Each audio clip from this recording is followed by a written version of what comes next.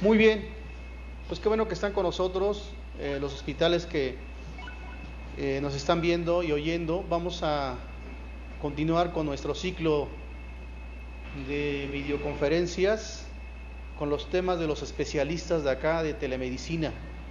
Tenemos nuevamente con nosotros al doctor Jonathan Peña Briceño, muy conocido de ustedes, porque él es el médico internista precisamente acá de telemedicina. Y hoy el doctor Jonathan nos hablará de un tema también bastante importante como los que nos ha tratado o ha tratado, como es la guía para el uso de antibióticos, obviamente en los tratamientos de enfermedades infecciosas, que todos debemos reforzar nuestros conocimientos sobre este tipo de medicamentos. Doctor Jonathan, pues es un gusto estar con usted otra vez y seguiremos estando en las futuras videoconferencias. Le cedo la palabra, doctor Jonathan. Adelante, por favor, se queda con las sedes. Gracias, buenas tardes. Pues el día de hoy vamos a platicar acerca de el uso de los antibióticos. Es un tema de mucha relevancia, ya que todos los días utilizamos antibióticos y es muy importante recordar, saber cuáles son los antibióticos que debemos de utilizar, cuál es su mecanismo de acción, a qué grupo pertenecen, cuál es su vía de administración, qué efectos secundarios pueden tener, qué efectos aditivos al uso de otros medicamentos pueden tener, cuánto tiempo se deben de utilizar. En fin, el uso de antibióticos es un tema en el cual de forma frecuente tenemos que estar reforzando para hacer el uso óptimo de los mismos. Bueno, vamos a iniciar pues con la presentación. Vamos a dar unos lineamientos para el uso de antibióticos. Propiamente no es una clase de antibióticos, sino vamos a dar los lineamientos y principalmente aquellas características que debemos de tener en mente cuando uno receta un antibiótico. Bueno, la decisión de utilizar un antibiótico debe de ser cuidadosa, no solo por el costo, sino por los efectos adversos asociados. Todos los días recetamos antibióticos y habitualmente se recetan hasta 2 o 3 antibióticos, y en muchos de los casos ni siquiera era necesario recetar solo uno. El uso indiscriminado de antibióticos obviamente ha precipitado el desarrollo de resistencia bacteriológica, lo cual pues es un problema muy importante, porque después tenemos que utilizar antibióticos que son realmente costosos. ¿Cuáles son las consideraciones que tenemos que tener? Bueno, pues principalmente el estado clínico del paciente, qué antibiótico nosotros vamos a indicar, es decir, dependiendo de la patología que tengamos, nosotros debemos de pensar inicialmente y de forma empírica en ciertos microorganismos, y nosotros debemos de cubrir la mayor parte de ellos, los más frecuentes. El estado clínico del paciente es muy importante. Si fuera necesario considerar qué combinaciones son las recomendadas, hay que hacer una evaluación del tratamiento antimicrobiano que va de la mano con la evaluación del paciente y su evolución, y obviamente también considerar la duración del tratamiento. Puede haber ciclos cortos de antibióticos, ciclos de 7 a 10 días, o puede haber ciclos de 21 días, o como por ejemplo la tuberculosis puede haber tratamientos de 6 meses, 9 meses, un año y medio, 2 años o más.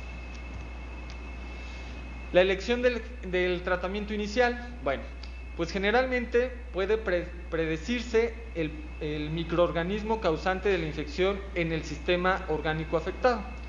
Por ejemplo, si tenemos una infección de vías urinarias, pues fundamentalmente pensaríamos en que son gérmenes gram negativos, como cuáles, pues el primero sería una Escherichia coli, también puede haber un Proteus y Streptococcus, también puede haber.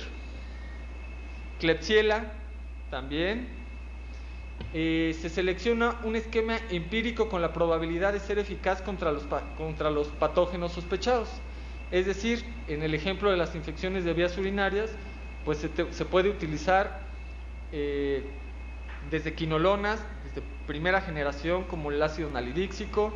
Posteriormente se puede utilizar la ciprofloxacina o floxacino, y ya en ciertos casos muy seleccionados, levofloxacino. También no olvidar que hay algunos, debido al uso indiscriminado de los antibióticos, pues ya hay también se puede utilizar sulfas, pero por el uso indiscriminado de los antibióticos, pues ya tenemos mucha resistencia, por lo cual se ha regresado a utilizar, por ejemplo, cefalexina, ampicilina, con una excelente respuesta. El tratamiento puede ser modificado de acuerdo a la respuesta clínica y los resultados del laboratorio. Idealmente, nosotros deberíamos de tener, por ejemplo, si es una infección de vías urinarias no complicada, se puede recetar el antibiótico de forma empírica, pero si observamos que no hay una adecuada respuesta, pues lo adecuado sería realizar suspender el antibiótico, realizar un urocultivo y utilizar una segunda alternativa de antibiótico y esperar el resultado del urocultivo, y de acuerdo al urocultivo nosotros modificar. La elección del tratamiento inicial, pues en los sitios donde se tiene, por ejemplo, cuando un paciente tiene una neumonía, se puede hacer una tinción de Gram. En este caso sería una tinción de la expectoración. La tinción se puede realizar en diversas secreciones, diversos líquidos corporales, como es la sangre, líquido cefalorraquídeo, líquido pleural, el articular, y va a permitir un rápido diagnóstico presuntivo y es esencial para la posterior interpretación de los cultivos. La susceptibilidad local debe ser considerada para seleccionar el tratamiento empírico debido a que la sensibilidad del patógeno puede variar en diferentes comunidades y en los hospitales. Hay hospitales en los cuales ya se tiene documentada la resistencia por ciertas bacterias y pues en esos lugares específicamente ya tienen sus guías de tratamiento. Los cultivos usualmente son necesarios para realizar el diagnóstico preciso y para poder realizar las pruebas de sensibilidad. Entonces nosotros podemos, el inconveniente de los cultivos es que obviamente pues lleva tiempo que nos reporten el crecimiento de un cultivo, además que hay gérmenes que tardan, por ejemplo, hasta 1 semana, 2 semanas, que son de crecimiento lento para observar el cultivo, y no nos vamos a esperar 2 semanas. De acuerdo a nuestra sospecha clínica, se puede iniciar un tratamiento y con los cultivos y su sensibilidad se puede ajustar el mismo. Siempre que se sospeche de un organismo que requiere un medio especial de crecimiento, debe consultarse al laboratorio para que se proporcione un medio de transporte adecuado. Por ejemplo, hay pacientes hospitalizados que tienen catéteres, y si nosotros sospechamos, estos pacientes empiezan a tener bacteriemias, con fiebres altas, con fiebre, con escalofríos, y nosotros sospechamos ya tiene mucho tiempo con un catéter, pues mandamos a hacer cultivos. Usualmente son para bacterias, pero en casos específicos podemos mandar cultivos para hongos. Nosotros tenemos que pedir entonces que nos manden un cultivo especial, el medio de transporte adecuado para los hongos. Las pruebas de sensibilidad. Algunos microorganismos no necesitan ser sujetos a prueba de sensibilidad. Por ejemplo, la mayoría de los streptococos hemolíticos del grupo A y los Clostridium responden adecuadamente a la penicilina. En estos casos, pues no requerimos pruebas de sensibilidad. Sin embargo, hay otros gérmenes. Cuando nosotros iniciamos un tratamiento con un antibiótico, por ejemplo, debemos esperar al menos 24 a 48 horas para valorar la respuesta. Si esta no es adecuada, entonces ya podemos hacer un cambio del antibiótico, pero al menos sí es recomendable esperarnos de 24 a 48 horas antes de cualquier cambio del antibiótico. Un ejemplo de los que sí requieren pruebas de sensibilidad, pues son los bacilos enterogénicos, que esos sí tienen un grado variable de sensibilidad y sí requieren de estas pruebas.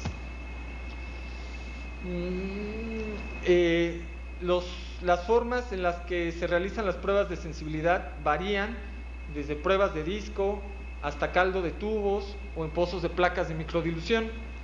Los resultados de estos últimos se van a expresar como concentración inhibitoria mínima y es la prueba in vitro más apropiada para seleccionar el antibiótico. Es decir, nosotros, por ejemplo, pedimos un cultivo de un urocultivo de orina y nos reportan en 4 días que creció Escherichia coli y nos reportan una serie de 5 a 8 antibióticos y posteriormente van a venir unos números. Estos números nos van a indicar la concentración media inhibitoria y mientras más bajo sea este número, más sensible va a ser a este antibiótico. Por ejemplo, si nosotros tenemos ciprofloxacino que dice que es menos de 4 y tenemos, por ejemplo, Bactrim que es 36, los dos son sensibles. Sin embargo, el que es más sensible en este caso sería la ciprofloxacina. Entonces es muy importante que si nosotros tenemos una herramienta como es un cultivo, pues sepamos interpretarlo y hagamos siempre la selección del antibiótico. Obviamente hay algunos que no son tan como estas pruebas a veces son kits que vienen de otros países, a veces no hay la disponibilidad de esos antibióticos, pero de los que tengamos disponibles tenemos que seleccionar siempre el que tenga la menor concentración inhibitoria mínima. Cuando existe discrepancia entre las pruebas de sensibilidad y la respuesta clínica, debe considerarse lo siguiente: que hay una selección inapropiada del antibiótico, ya sea la dosis o la vía de administración inadecuada. Es decir, nuestro antibiótico está bien, pero o no estamos bien la dosis o no estamos aplicando la vía de administración adecuada. Otra cosa, que sea la falta de drenaje de una colección de pus o extracto o extracción de un cuerpo extraño. Siempre que nosotros tengamos algún absceso en el tejido necrótico, en el tejido que tiene pus, pues el antibiótico prácticamente no penetra. Entonces es muy importante que todas estas colecciones sean drenadas para que el antibiótico, precisamente donde va a actuar, va a ser alrededor, evitando que los demás sitios se infecten. Y otro, falta de alcance del sitio de infección por un fármaco que se difunde deficientemente, por ejemplo en el sistema nervioso central, donde usualmente tienen que atravesar la barrera hematoencefálica. Es por eso que algunos antibióticos, cuando se quiere lograr que penetren en el sistema nervioso central, pues la dosis es mayor. Por ejemplo, la ceftriaxona para una infección de vías respiratorias bajas, la dosis habitual es 1 gramo cada 12. Cuando sospechamos de una meningitis, la dosis inicial es ceftriaxona 2 gramos IV cada 12, además de la combinación de antibióticos. También no olvidar que puede haber una superinfección, que es cuando es la presencia de un segundo microorganismo, y que también puede haber emergencia de microorganismos resistentes o tolerantes a fármacos. Aun cuando nosotros tenemos el cultivo y sabemos que es sensible, lo estamos administrando bien, pues bueno, también puede haber la emergencia de microorganismos que son resistentes. Obviamente los que son resistentes, con el paso del tiempo, pues van a proliferar y van a ser en mayor cantidad, y van a ser los predominantes en el sitio de la infección. Y también que puede ser una infección polimicrobiana. Por ejemplo, nosotros inicialmente estaríamos cubriendo, dando un ejemplo muy concreto, para una colangitis, nosotros podemos dar quinolonas, podemos dejar ceftriaxona, más cobertura para anaerobios como metronidazol o clindamicina. Sin embargo, si esta infección de la vía biliar, si esta vesícula se perfora, pues entonces ya vamos a tener una peritonitis y va a ser polimicrobiana. Entonces ya vamos a tener de todo tipo de gérmenes. Y obviamente pues tenemos que tener cobertura para todos estos gérmenes. Y pues siempre considerar pacientes que están en quimioterapia, que están en neutropenia grave con fiebre, pacientes diabéticos. Todos estos pacientes pues tienen una respuesta un poco más lenta, debido a que su sistema inmunológico pues se encuentra debilitado por estas enfermedades o estos tratamientos. El estado clínico del paciente, pues nos va a determinar el tiempo, no solo de inicio del tratamiento, sino el de la duración del mismo. La ruta de administración, por ejemplo, si tenemos un paciente que no tiene vía oral, pues no le vamos a indicar que tiene náusea, vómito, no le vamos a iniciar medicamentos por vía oral, lo vamos a iniciar por vía intramuscular o intravenosa, dependiendo de la infección. Y el tipo de tratamiento, pues vamos a seleccionar siempre los antibióticos con menor toxicidad, con mayor fácil accesibilidad y con mayor cobertura. Hay situaciones en las cuales uno no puede esperar a que estén los cultivos o que se realicen los cultivos. Por ejemplo, específicamente en el caso de la sospecha de un paciente que llega con fiebre, con cefalea, con rigidez de nuca, que nosotros sospechamos que tiene meningitis, está perfectamente justificado iniciar tratamiento y hasta después realizar, por ejemplo, la toma de líquido cefalorraquídeo, si es que no hay contraindicación, si no es que sospechamos que hay hipertensión endocraniana, y realizar cultivos. ¿Por qué? Porque está demostrado perfectamente que mientras más rápido iniciemos tratamiento, mejor les va, y no hay justificación para esperar, se vale iniciar tratamiento antibiótico, y si no era, pues se puede suspender, pero en ciertas circunstancias muy específicas, como lo que acabo de mencionar, como una sospecha de meningitis. Pacientes estables se puede esperar los resultados de cultivos y sensibilidad. También, por ejemplo, en un paciente que llega con choque séptico, pues no nos vamos a esperar a los cultivos, vamos a iniciar tratamiento. En ese caso se puede, mientras se está canalizando, se toman las muestras de cultivos y se acaba de canalizar, se pone la vía y ya se administran los primeros antibióticos. Obviamente son las indicaciones que ya comenté: pacientes febriles con neutropenia o con esplenectomía, pacientes sépticos, pacientes con sospecha de meningitis, infecciones necrotizantes, una gangrena de Fournier, no nos vamos a esperar, vamos a iniciar con tratamiento, una neumonía grave. La vía de administración, pues pacientes con infecciones serias deben recibir tratamiento intravenoso. El tratamiento oral es aceptable cuando es tolerado por el paciente y cuando es probable que se logre una adecuada concentración en el sitio de la infección.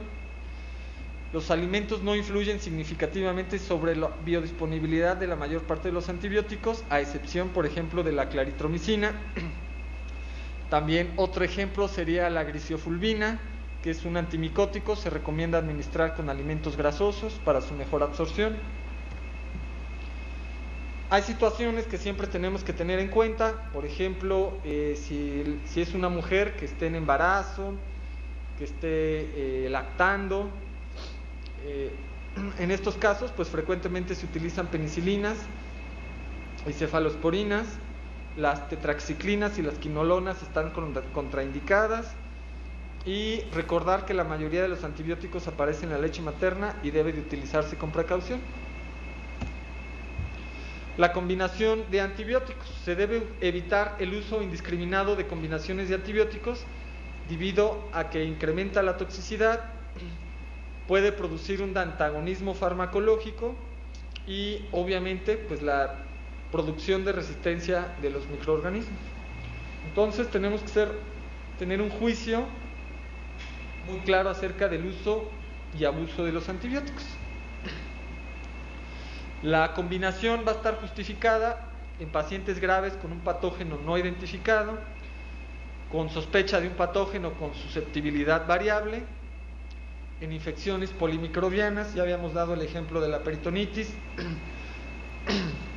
para producir sinergismo para infecciones específicas, por ejemplo endocarditis por enterococos, y para evitar resistencia, como por ejemplo la tuberculosis. En este caso, por ejemplo, cuando sospechemos tuberculosis, pues debemos de iniciar el tratamiento bien. No se vale iniciar que primero tenga un medicamento, que en una semana me llega el otro. No, te esperas hasta que tengas el tratamiento completo y lo inicias bien. Al igual con los pacientes de VIH, a excepción que tengan una urgencia. La evaluación de la respuesta antimicrobiana. Cuando se inicia o continúa el tratamiento se debe de cuestionar, uno, el organismo aislado es el agente etiológico, es adecuado el espectro antimicrobiano, el antibiótico penetra en el sitio de la infección, se ha producido resistencia y la fiebre persistente es secundaria al uso de antibióticos. Hay que recordar que también el uso de antibióticos puede producir fiebre. Entonces, habitualmente son pacientes que tienen, por ejemplo, una neumonía, que tienen 3, 4 antibióticos y empiezan con fiebre persistente, aun cuando clínicamente tienen una mejoría significativa, clínicamente el síndrome de condensación va disminuyendo, los leucos van bajando, pero el paciente empieza a tener fiebre recurrente. Tomamos cultivos y no tenemos el crecimiento. Bueno, pues también se vale considerar acortar el tiempo de antibióticos y hacer una prueba quitándolos para ver si la fiebre se debe al uso de los mismos. La duración del tratamiento pues depende de la naturaleza de la infección, de la severidad de la infección. Por ejemplo, un pie diabético, pues esperamos tratamientos incluso por meses, por semanas, por meses. La severidad de la infección. Las infecciones agudas no complicadas, el tratamiento debe de continuarse hasta que el paciente esté afebril y clínicamente estable por lo menos 72 horas. Y infecciones en sitios específicos requieren mayor duración de tratamiento, por ejemplo endocarditis, una artritis séptica, una estilomielitis, pueden durar al menos 21 días de tratamiento. Las reacciones adversas que pueden presentar con el uso de antibióticos, pues siempre se puede tener una reacción de hipersensibilidad, efectos directos de la toxicidad e interacciones entre los fármacos. Es decir, por ejemplo, en reacciones de hipersensibilidad, pues lo más frecuente es que presenten rash, presenten angioedema. Al respecto, por eso siempre uno tiene que preguntarle a los pacientes sobre antecedentes alérgicos, saber que hay medicamentos que producen mayor riesgo de toxicidad, por ejemplo la vancomicina. Cuando uno administra vancomicina, pues usualmente administra hidrocortisona, administras un antihistamínico, administras paracetamol y en ocasiones magnesio. Efectos directos de la toxicidad, pues bueno, hay que considerar, por ejemplo, los aminoglucósidos con la toxicidad auditiva y la nefrotoxicidad. Por ejemplo, la amicacina, recordar que la dosis es de 15 miligramos por kilo de peso por día, y cuando hay una disminución en la función renal, pues tenemos que bajar la dosis a la mitad, 7.5 miligramos por kilo por día. ¿Y por qué? Porque es muy importante considerar que si un paciente tiene insuficiencia renal y la depuración del medicamento va a ser mucho menor, entonces la circulación del medicamento y su duración en el organismo va a ser mucho mayor. Por ejemplo, de tener una vida media de 12 horas va a tener 18 horas, y nosotros cada 12 horas le estamos administrando repetidamente el medicamento. Lo único que vamos a conseguir va a ser el aumento, que incluso puede llegar hasta niveles tóxicos, y no necesariamente con un incremento en su concentración en niveles terapéuticos. Y finalmente, pues las interacciones de fármacos. Mientras más medicamentos, pues mayor interacción hay.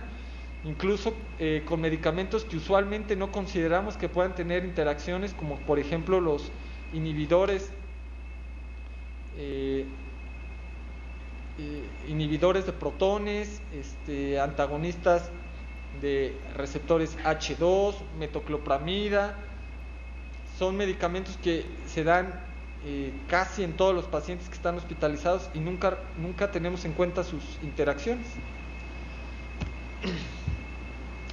Vamos finalmente a dar un ejemplo concreto, ya que por ejemplo es muy común que en cuestión de las infecciones de vías aéreas superiores ya tengamos los pacientes que vienen tratados con 1 o con 2 antibióticos. Ya se los recetó la tía, la mamá, el cuñado, el papá, alguien ya les dio antibióticos. Y recordar que la mayoría de las faringitis van a ser virales. Diferenciar entre la etiología viral y bacteriana con bases clínicas es imposible. A mí me tocaba todavía ver varios médicos que siempre decían: si el moquito es amarillo, es bacteriano, y verde. Si es verde y amarillo, es bacteriano, y si es blanquito, es viral. Eso no es cierto. Es únicamente si analizamos las el líquido únicamente lo que vamos a hacer va a ser polimorfonucleares. Entonces, realmente identificar a veces la etiología viral sobre una bacteriana es prácticamente imposible. Lo que sí tenemos que tener es cuidado. El 90-95% de las infecciones de vías respiratorias altas va a ser de origen viral, pero nosotros tenemos que tener cuidado en aquellos pacientes que tienen, por ejemplo, antecedente de fiebre reumática, exposición a faringitis estreptocócica, infección significativa, esos pacientes, por ejemplo, que tienen fiebre, exudados, adenopatías, o pacientes sin mejoría a pesar del tratamiento sintomático. Bueno, pues entonces a esos pacientes sí podemos mandarles un exudado faríngeo, pero también la práctica de exudados faringeos de forma indiscriminada pues tampoco nos ayuda mucho. Siempre hay que, cuando solicitas un estudio, siempre tienes que saber por qué lo solicitas y qué esperas del mismo. Por ejemplo, en una mononucleosis infecciosa, pues vamos a tener un paciente usualmente que es la famosa enfermedad del beso, pacientes jóvenes que tienen fiebre muy alta, que tienen mucho ataque al estado general, habitualmente van a tener adenopatías y van a tener un exudado faríngeo. En esos pacientes, pues hay que pedirles serología, y si nos marcan anticuerpos heterófilos y linfocitos atípicos, pues bueno, podemos sospechar de una mononucleosis infecciosa. El citomegarovirus, vamos a tener la diferencia, que vamos a tener anticuerpos heterófilos negativos y vamos a seguir teniendo linfocitos atípicos. La mayoría de los cuadros de infección de vías respiratorias altas van a ser autolimitados y no requieren antibióticos. Obviamente se pueden indicar tratamiento sintomático como es el paracetamol y principalmente lo que son antihistamínicos para evitar el excesivo flujo nasal. Y tratamientos, por ejemplo, mucolíticos si hay presencia de tos. El tratamiento para el estreptococo beta hemolítico del grupo A, que es el que se asocia con la fiebre reumática, que tengamos nosotros un cultivo o una prueba de antígeno positivo, un alto riesgo para desarrollar fiebre reumática o alta sospecha diagnóstica del mismo, pues podemos dar tratamiento. ¿Cuál es el tratamiento que se da? Bueno, pues tenemos la penicilina, que puede ser por vía oral de 500 miligramos 2 veces al día durante 10 días. Otra opción es la eritromicina de 250 miligramos 4 veces al día durante 10 días. Y, ojo, penicilina G benzatínica, 1.200.000 unidades, dosis única.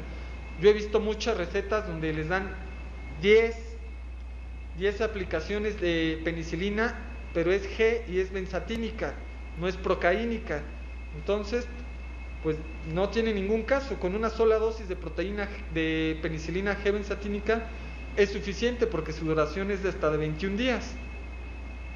De hecho, es la que se utiliza con mayor frecuencia para los pacientes con antecedente de fiebre reumática y alto riesgo de recurrencia. Les puede dar tratamiento, una inyección mensual, incluso por varios años, como sería pues la profilaxis secundaria, que está indicada para la prevención de infección recurrentes en pacientes de alto riesgo. ¿Cuáles son? Pues aquellos que ya tuvieron una fiebre reumática o en alto riesgo, como niños, maestros, personal médico, militares, pacientes en casas de asistencia, y para aquellos que tuvieron fiebre reumática en los últimos 5 años, pues sí se recomienda la penicilina G benzatínica cada 4 semanas.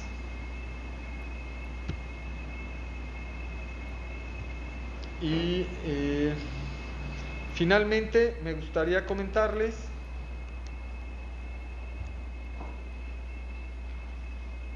aquí tengo unas normas generales para el empleo de antibióticos, que después yo creo que se las vamos a hacer llegar.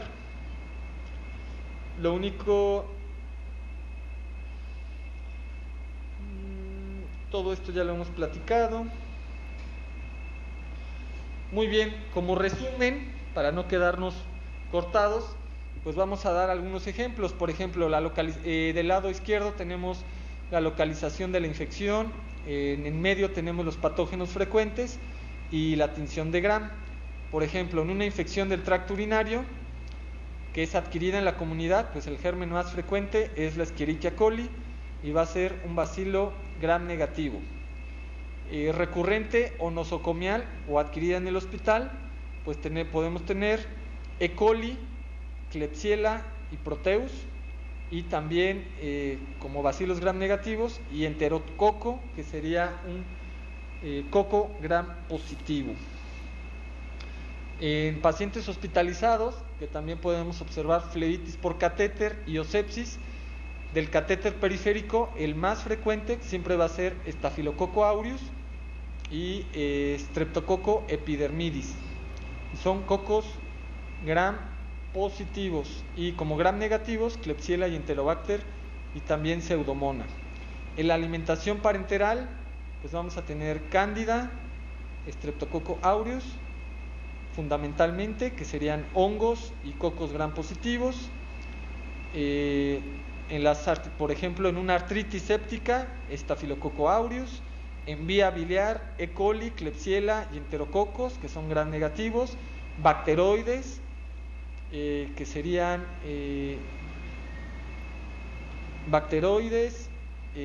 serían anaerobios.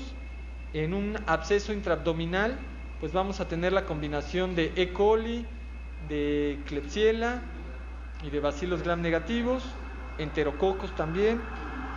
Quemaduras de primer y segundo grado, Staphylococcus aureus, de segundo grado bacilos gram negativos y hongos. En celulitis tenemos también principalmente cocos gram positivos. En la presencia de neumonía, pues vamos a tener lo que es el Streptococcus pneumoniae. En pacientes con algunas circunstancias en especiales vamos a tener bacilos gram negativos, incluso hasta Pseudomonas. En absceso pélvico también vamos a tener anaerobios, bacteroides. En artritis séptica Staphylococcus aureus, y finalmente en infección de hueso, pues Staphylococcus aureus, dependiendo también de la edad del paciente. Entonces, principalmente considerar como guía, por ejemplo, vamos a hacerlo más sencillo: infección del tracto urinario, pues Escherichia coli y enterococo, Escherichia coli, Klebsiella y Proteus. Infecciones asociadas a catéteres, Staphylococcus aureus, flora de la piel que puede crecer, Klebsiella y Pseudomonas. En vía biliar o todo lo que es tracto digestivo, E. coli, Klebsiella, Proteus, bacteroides. Todo lo que vaya a ser piel, Staphylococcus aureus. Si son diabéticos y hay una infección necrotizante, siempre pensar en Pseudomonas. Neumonías, el más frecuente, Streptococcus pneumoniae.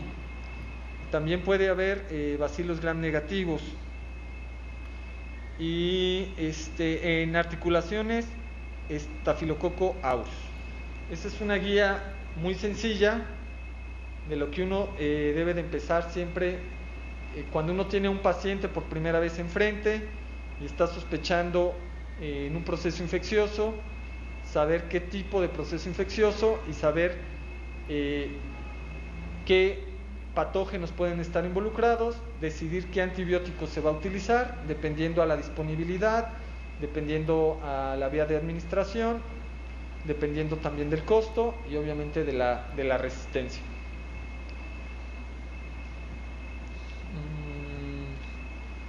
Fundamentalmente.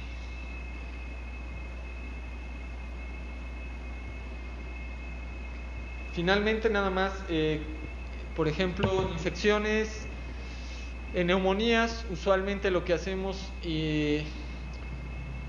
damos ceftriaxona en pacientes que son candidatos a estar hospitalizados, es decir, que tienen hipoxemia, que tienen leucocitosis, que son diabéticos.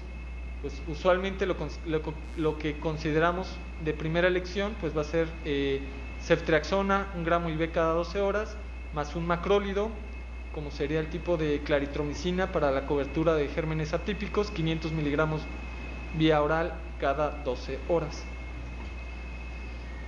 Y ya cuando sospechamos, por ejemplo, que sean neumonías nosocomiales, pues principalmente ya siempre cubrimos lo que es Pseudomonas, y sería cefepime 1 gramo IV cada 12 horas o ceftazidima 1 gramo IV cada 8 horas con o sin un aminoglucósido.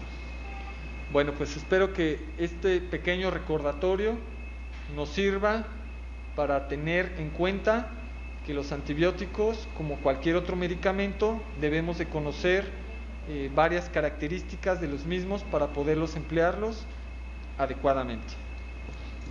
Gracias. Y agradecemos también a los hospitales que están conectados con nosotros. Mañana nos veremos nuevamente. Mañana miércoles tendremos un enlace con el Instituto Nacional de Psiquiatría Ramón de la Fuente y estaremos ahí marcándoles a sus respectivos hospitales. Y pues les agradecemos haber estado enlazados con nosotros y con el tema tan interesante del doctor Jonathan. Doctor Jonathan, pues una vez más, muchas gracias y seguimos en contacto.